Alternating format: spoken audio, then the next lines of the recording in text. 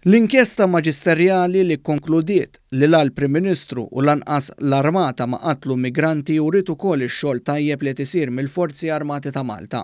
L-inkjesta ma sabitx biss evidenza diretta manki dik sekondarja li f'termini legali imagħrufa bħala ċirkostanzjali u allura dan jikkonferma li s-soldati fosthom il-membri tal-ekwipaġġ tal-P-52 ma wettqu l-ebda reat li ġew akkużati bih minn fost oħrajn il-kelliem tal-Oppożizzjoni għall-Ġustizzja Jason Azzopardi u l-eks Segretarju Ġenerali Nazzjonalista l-Avukat Paolo Borċolivier.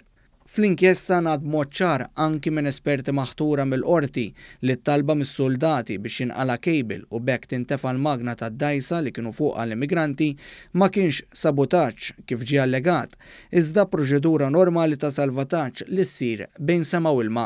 Il-maġistrati inkwirenti ġew mifsud fisser fl-inkjesta ta' aktar minn 400 faċċata li l-obbligazzjonijiet tal-Armata huma ħafna.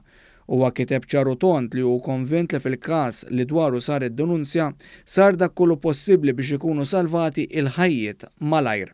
L-inkjesta żiedet tgħid li dawk salvati ma kinux stmati ħażin saħansitra ntqal li hemm persuni ddedikati ħafna f'xogħolhom li lesti jagħmlu dak kollu possibbli biex isalvaw il-ħajjiet.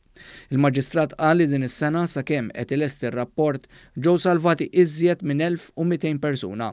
Intqal li allura dan kollu jikkuntrasta bil-kbir ma' dak allegat.